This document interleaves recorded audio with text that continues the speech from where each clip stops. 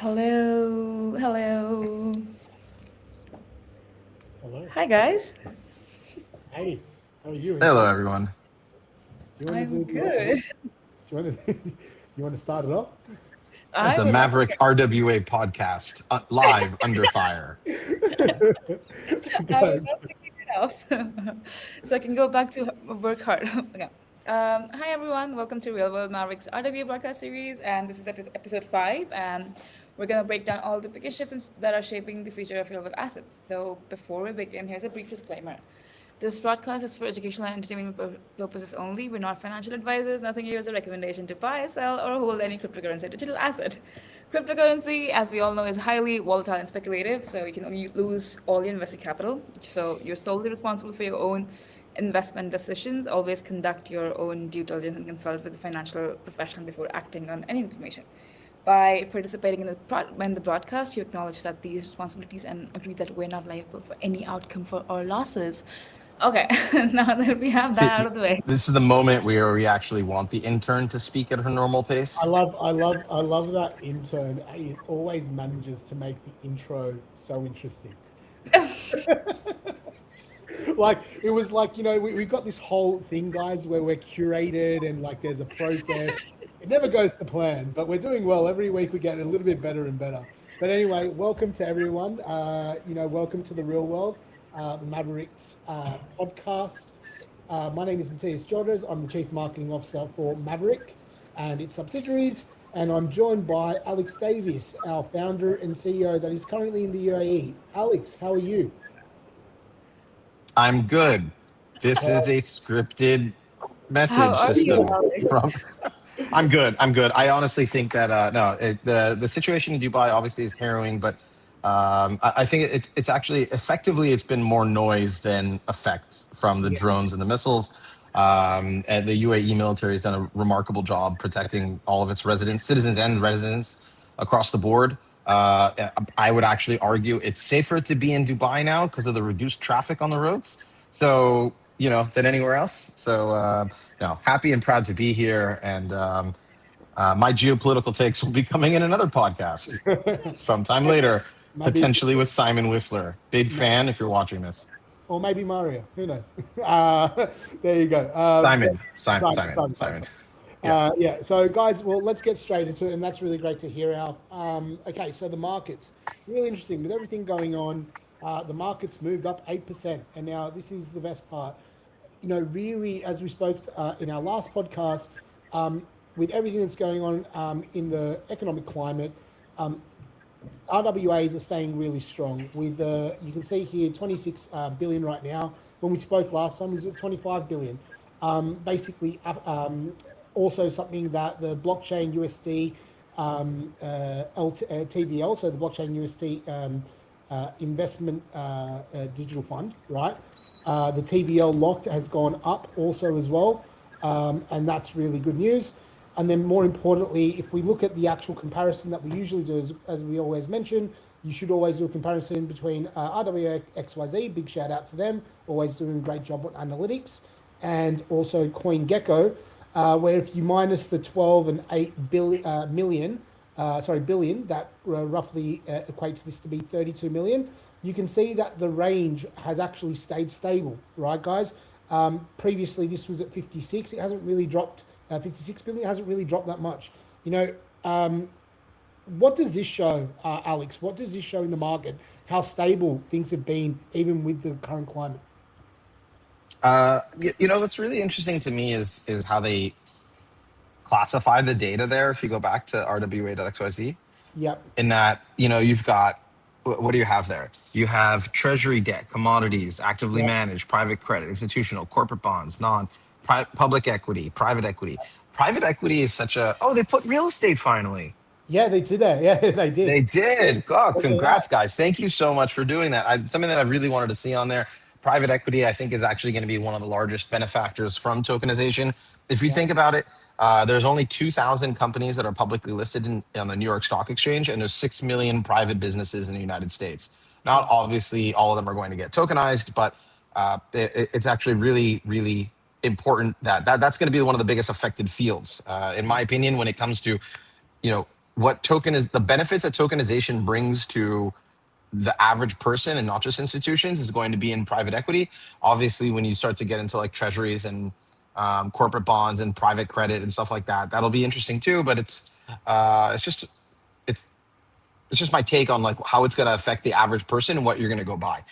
Yeah, So I'm really happy that RWA XYZ put that there. It's something that I've been wanting them to do for a while, and um, it's finally now it on there. just I'm increases actually the seeing total it market now. cap. Look at it. It's there. It's you know, and we're going to be contributing a lot of chain value there as well, right? Al? Yeah, that's actually the area that we're specifically targeting as yield bearing assets. Yeah, If you actually look at like the treasury debt, it's what, like 30-40% of what's total tokenized on chain today.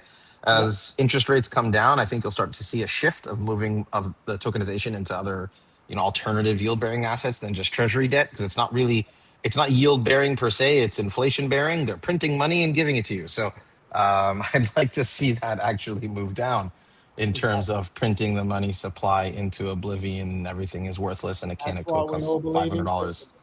So inflation is yeah. no bueno. Okay. All right. So, guys, we're going to get into the news. Remember that this podcast is meant to be educational. It's meant to keep you informed in a very succinct manner about the actual RWA market. Something really interesting in the news that we're going to tackle today is the race of the giants to tokenization, and New York Stock Exchange and NASDAQ. So basically, this has been a big rivalry between all big markets that are out there. But basically, with trading volume, listing fees, and stuff like that. But now they're moving into tokenization, right? And this is really tackling one of the biggest challenges, that is settlement, right? So, Al, I've got a few kind of topics that we've got to discuss today because it is really important to kind of help people understand what's going on here.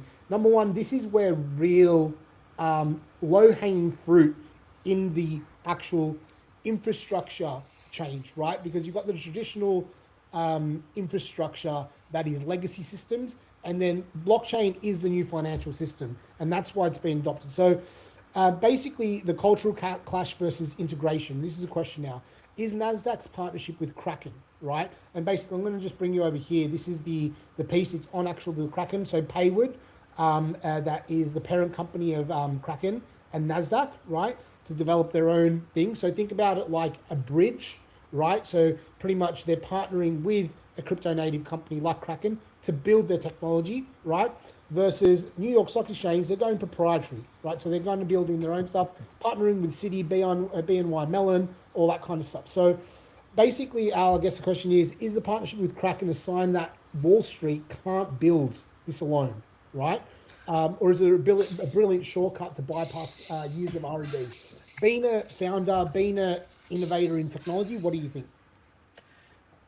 I think that both approaches are really interesting as it highlights a completely different path towards how things get moving, right? You could Yeah, either build yourself as a large corporation, as an institution, or you can acquire the knowledge in a way, right? yeah, So what Nasdaq's doing here is basically to go in and partner with those like Payward, Kraken, et cetera, in order to get that technology. It's not, the thing is that it's not about when you're building something like this, and I've dealt with this a lot yeah, with some of our partners, it's not about having the money to go and just pay people to go build it yourself. It's about acquiring the knowledge base and the talent in those people when you're building it yourself. And there are numerous institutions, and this is why, like, even consultants exist today, is because institutions find it difficult to actually acquire talent once they get above a certain size. And then that's why you get all these startups that, like, kind of like pop up. It's the Nasdaq approach is taking full advantage of like a free market capitalistic system where, hey, let's just go and partner with some of the best that are out there, that have deployed, and let's get this integrated with our systems. Where what the NYSE is doing is this kind of old school, you know, in-house approach. JP Morgan tried it by building their own private blockchain. Then they sold it. Then they decided they wanted to do it again and created another private blockchain in-house. And it it just, these institutions are kind of like, considering the situation, they're kind of like aircraft carriers. They turn at a really, really slow speed, and you have to shift not only just the one ship, but the entire armada just needs to kind of shift in a really, really big turn, where startups are more like jet skis and they could pivot on a dime. And Yeah, that's what Nasdaq's done, is basically went and said, you know what, we're going to go and find the best people in the market that we want to work with or align with or pricing or whatever it is, and go with them. And that's why I think it's really interesting. The NYSE, could they pull it off? Obviously, right? They have the yeah, means and the money to do so. There were some other things that ICE, the parent company, the Intercontinental Exchange, that yeah, they did before that didn't turn out the exact. I think Backed was supposed to be doing tokenization before, and yeah, ICE yeah, owns Backed, so it hasn't really played out so much in their favor in this sense. And without insulting any of my friends that work there, but I think they've struggled with some of their endeavors that they wanted to do, yeah, and whether that's a top-down restriction or whether that's the corporate mechanisms, let's say, the culture that stopped them from doing it. It's interesting to see, but the more interesting than either side and their approach to it is that they're both on it, yeah. right? They're 100%. both on tokenization. They're just doing it in different ways, and that's going to be the more interesting thing to see play out. Where, you get where everything will get tokenized. There's no doubt about it. Now, Yeah, whether that will be with A chain or B chain or A company or B company or A infrastructure or B infrastructure is yet to remain to be seen. yeah, But there's absolutely no doubt that this is occurring. yeah. You know what's funny? I actually think that Nasdaq's going to win this race. I'm going to call it because I'll tell you why. We've got friends in the industry from like, BlackRock, all the big institutions out there financially. And one thing that we know is that the legacy systems in there have so many problems to integrate with the new tech, and also have red tape around it and roadblocks to build into it and on it, that I think that the move by Nasdaq to go and just go straight away, look, we're not the guys in this field, but if we tokenize everything, we're going to make something really special. It's tabula rasa. It's a clean Yeah, slate in terms of how you deal with settlement, rather than patching, you know, adding on another patch on top of old plumbing.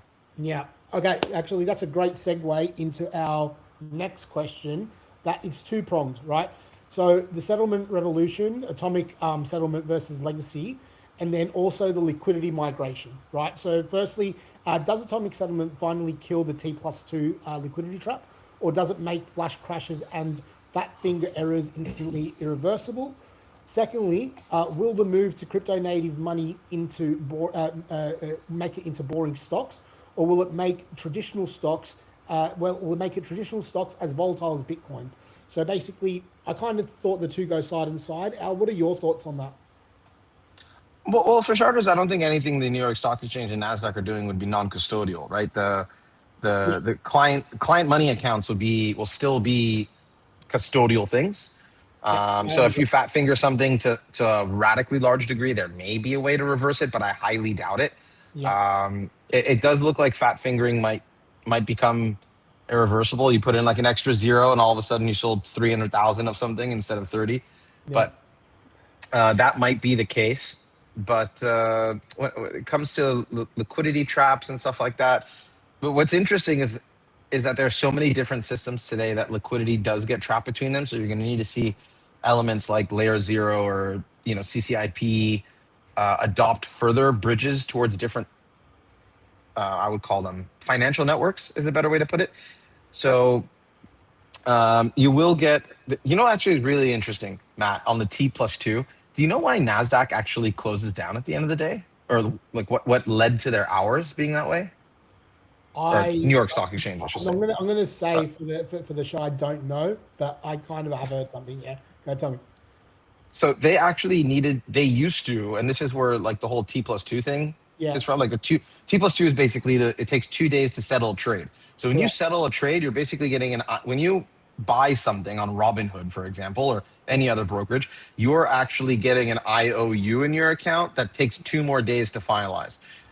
The reason why that's happened and why the stock exchange actually shuts down towards the early afternoon is they needed, back in the day, they needed to physically wheelbarrow over The funds. physical stock certificates from Yeah, one place to another.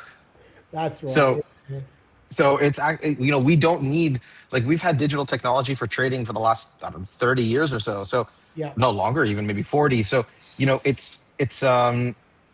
it's ironic that we don't have 24/7 trading, which I think actually leads us to kind of like a shift in how we do things. yeah, How will stock trade on the weekend on X stocks that are yeah, not trading on the public market? So you have this kind of like disconnected liquidity that yeah, is tokenized and on chain, but then the main markets where the brunt of the liquidity is not trading. It'd be yeah, very interesting to see how this liquidity trap, so to say, yeah, trades, especially prior to the open of the market, right? Because if something happens over the weekend, as we've seen in the last couple military activities that have occurred around the world, yeah, they've been going on the weekend to not shock markets. But now we're looking at the ability to trade those markets on Hyperliquid or X yeah, yeah. stocks and Crazy. soon to be Maverick. So, what's going to happen once you have all this liquidity that's now trading 24/7? It'll react 24/7 as well.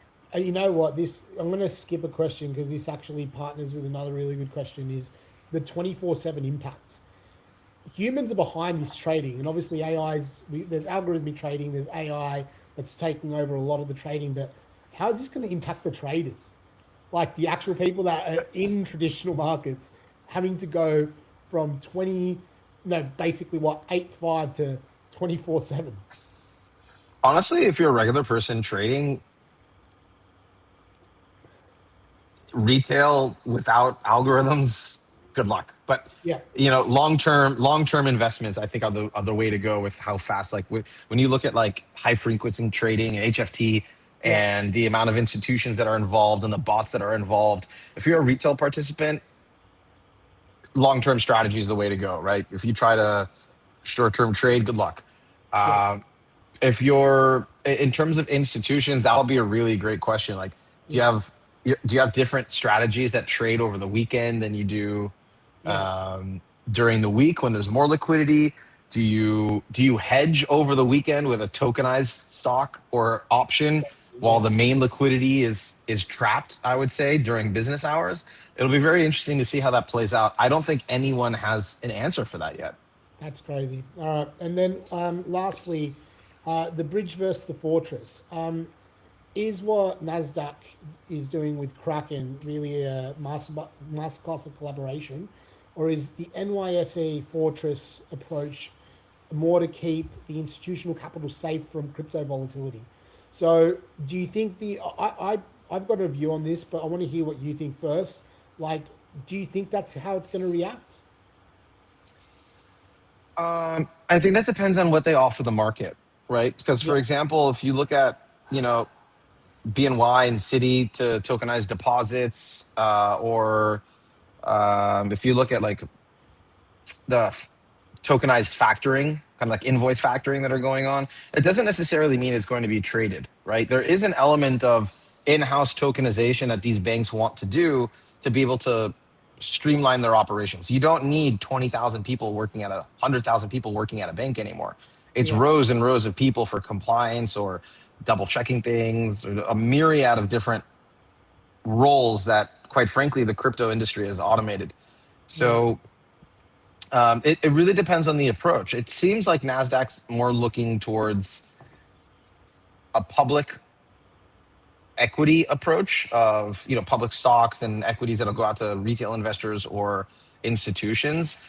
The New York Stock Exchange approach, if you're going to tokenize everything but not make it interoperable with anything else, yeah, then what's the point? Like, just use Excel at that point. Like I said that in a bunch of group chats yeah, recently. Unless, of course, you're looking to streamline your own internal operations, and blockchain does have a way of making that immutable in house, and you can then, okay, I mean, it sounds bad, but you don't need half the staff you have in your company, maybe 75%. yeah, Look at what Jack Dorsey just did, laying off 40% of his company as well due to AI. yeah, So it really, I think they might actually just go down different approaches in terms of their clientele rather than which is the better approach. yeah. I think just my point of view is that what this is going to do, it's going to create a mesh and a blend between digital assets, the general digital assets like the degen crypto stuff, but then also what we do in RWAs, that is the financial infrastructure. A lot of everything will move over, so it's 24/7 markets, and I think the VIX will be a lot more stable. I think the VIX has come a long way in the crypto center things, and if you kind of measure that against the S&P volatility index versus the crypto one, you'll kind of see that actually things will stabilize a lot more. So I'm excited to see that. So, guys, that's the update on what we think, what we're seeing latest in the news. I hope that you found that really interesting. Now, to move on, again, we've got the real world asset mindshare, the RWA mindshare. That is done by Mavryk. And again, we look at all projects. Really, what we're creating here is a educational academic piece where anyone, projects or individuals can come and see what real world asset projects are really doing, right? Obviously, we've got our personal view on these things, but we let people have an unbiased opinion when they go and look at this stuff. Now, It keeps growing. Just I click love on it, the right? image again. Jeez. How good is it, right? It's so good. And what I love is that the guys also do the chains that they're supporting. Obviously, Canton's like us, where it's obviously its own chain. So we kind of go see through what they're doing and stuff like that. Now, I have to say again, like when we kind of come back I, to these things, that's I really love the I sorry. love the column. Mavryk supports the Mavryk chain. It Yeah, was a really nice. yeah, it does that. Yeah. But Kudos to the marketing team on that one, guys. but here's the interesting thing, right? And this is why we're doing it, because when you go into somewhere like, let's say, CoinGecko, you've got Ondo here, and shout out to Ondo, they do an amazing job. And then you've got other players like Plume and stuff like that. But then you've got the mind shares taken by just the sheer share of voice of Link, right? And that's not like, I mean, they're the protocol, right? They're supporting protocol infrastructure. It's not RWA. So you guys really need to do, when you look at these things and you're looking at I think what Matt's trying to say is that there is the tag RWA that a lot of people keep that tend to yes, put onto their uh, as a descriptor of their platform, but they're not actually an RWA platform in terms of facilitating tokenization or the sale to the public, et cetera. They might be a bridge. They might be yeah, like some sort of oracle. But if it's not related to RWAs, like if you can't go and buy RWAs there, or it facilitates the RWA industry to a it's not degree, RWA. with let's say like a first degree manner, we kind of don't hold that to be RWAs. No, That's just our take on it. yeah. And also because it's kind of just not so connected. And just on that note, so basically, no, thanks for that explanation. Al actually said it much better than I did. Um, so today we're looking at Canton Network. What I found really interesting, we've been doing a lot of research on Canton recently, not just for the RWA mindshare piece, but for other purposes as well. What I found really interesting, Al, is that obviously they've got this big, they promoting and PRing this big $6 trillion dollar on-chain transaction that I kind of found out today, and we might not know the full answer today, but that's notional volume that's been going through the chain. That's huge, but their actual, and it's nothing small, and the guys laughed at me before, but the actual nominal value that they have in regards to tokenized assets is more around 300 billion. Now, we might not have the answer today, Al, I'm not too sure if you've got the answer, but we'll look into it, guys. But these guys are huge. They're doing big things in RWA, and it's a lot of volume going through the actual network, and big benefits us. Al, do you want anything to add to that? You're on mute. You're on mute. You're on mute. Oh, I pulled a Sam. So I think they claimed like 6 trillion tokenized, which I thought was really interesting because where is it? Right? Like, Yeah. is anybody able to access this, or is it only kept between?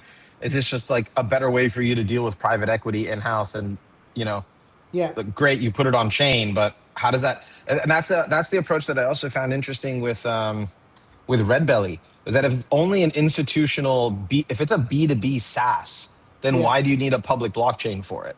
And Yeah. if you do have a public blockchain for it, which is fine, why does that public blockchain, like what revenue driver or what mechanic whether it's a direct economic mechanic or a socially accepted GDP type confidence element, Yeah. is there to why you need to have $1 billion blockchain for these things. Because if there's no public benefit, no one's going to go, or public benefit or economic driver into your token for the layer one, then you don't need a public blockchain for that. Or you don't need a billion. It might not conflate to a multi-billion-dollar market cap, or it might not, or for, you don't need multi-billion-dollar blockchains for NFTs, for example. So I'm slowly building up to this, and Matthias, you're aware of my thesis on blockchain networks as parallels to nation states economies. Yeah. Balaji, he coined the term. I'm not going to say stole; it's his. He coined the term network state, which I would really love to use.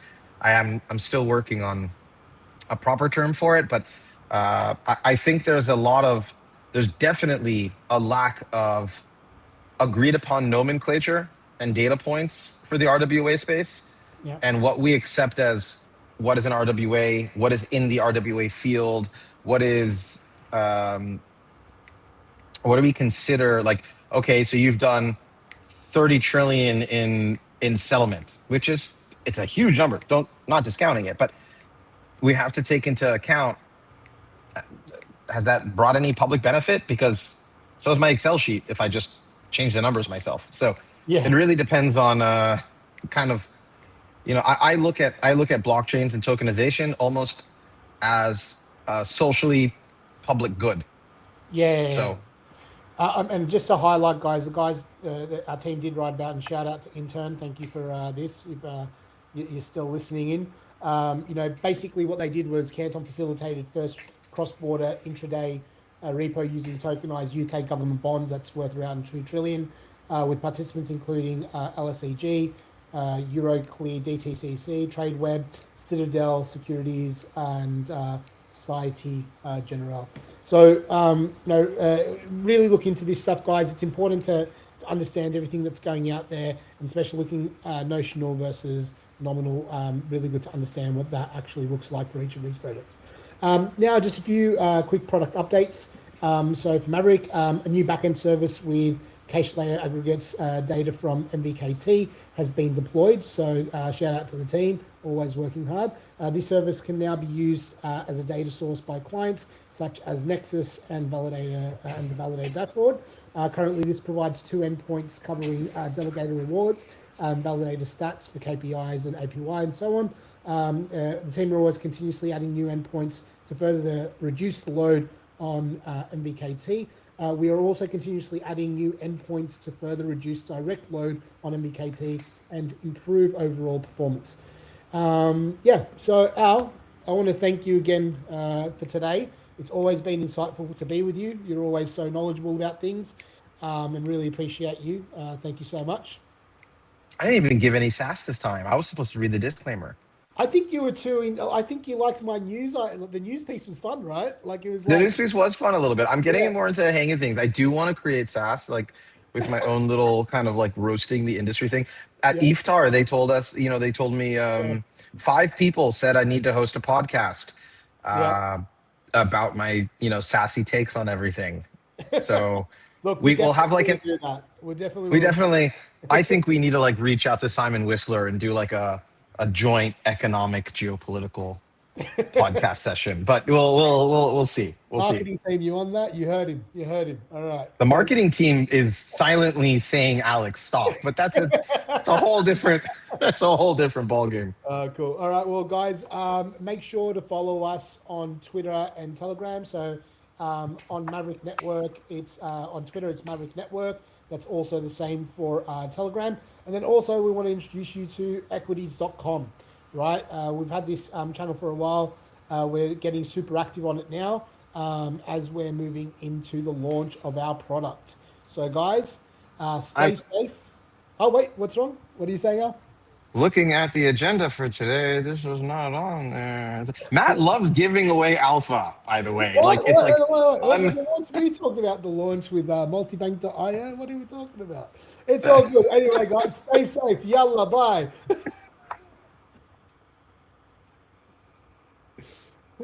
See you guys. We're still live. We are Hot still. mic. Hot mic moment.